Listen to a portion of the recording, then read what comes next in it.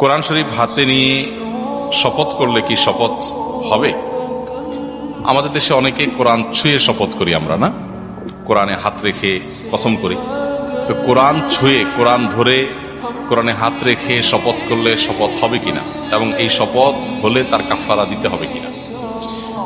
এর উত্তর হলো যে শপথের একমাত্র বিশুদ্ধ ফরম্যাট হলো আল্লাহর নামে শপথ করা।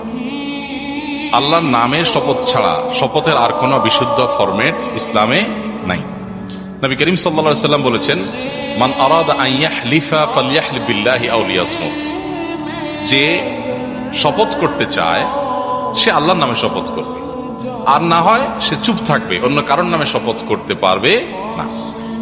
তো এই জন্য আল্লাহর নামে আমাদেরকে শপথ করতে হবে।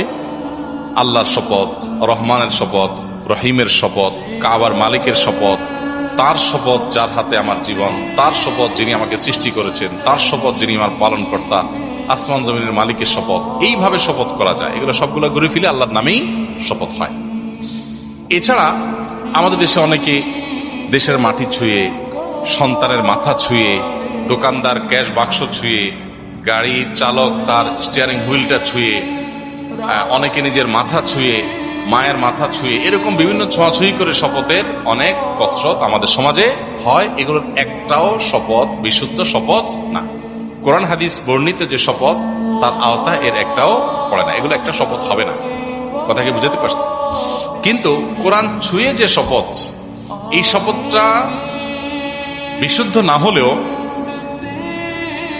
অনেক উলামায়ে কেরামের মতে এই শপথটা করলে কেউ সেটা রক্ষা করতে হবে, অন্যথায় কাফারা দিতে হবে। কিন্তু এই পদ্ধতিটা সঠিক না। ভুল পদ্ধতিতে করা সত্ত্বেও যদি কেউ করে ফেলে তাহলে তাকে এই শপথ রক্ষা করতে হবে, আদারওয়াইজ তাকে কাফারা দিতে হবে। এই শপথটাও সঠিক না কেন? কারণ নবী করিম সাল্লাল্লাহু আলাইহি ওয়াসাল্লাম, সাহাবায়ে কেরাম তাদের যুগে চামড়ায়, চাড়ায়, যেখানেই কোরআন লেখা ছিল এরকম কোনো কিছু স্পর্শ করে তারা শপথ করেছেন, ধরে ছুঁয়ে শপথ করেছেন, এরকম কোনো নজির কোরআন হাদিসে পাওয়া যায় না। এজন্য এরকম ধরে শপথ করা কোন বই, কোরআনের আয়াত, শপথ ছুঁয়ে শপথ করা, ধরে শপথ করা, এরকম কোন নজির ইসলামে নাই, কোরআন হাদিসে নাই। বিধায় এটা কোনো সঠিক শুদ্ধ শপথ না।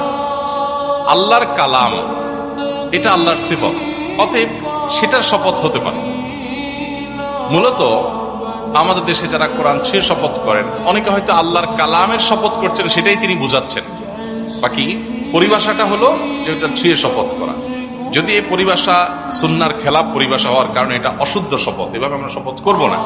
তথাপি যদি কেউ করে ফেলে, যেহেতু এটাকে ঘুরিয়ে ফিরিয়ে শপথের ক্রাইটেরিয়ায় ফেলা যায়, অর্থাৎ আমাদের পরিভাষা এটাকে আল্লাহর কালামের শপথ, আল্লাহর সিফাতের শপথ হিসাবে গণ্য করা হয়। আর শপথ এ সম্পর্কে দুররে মুখতার, ফতোয়া শামী সহ বিভিন্ন ফতোয়ার কিতাবগুলো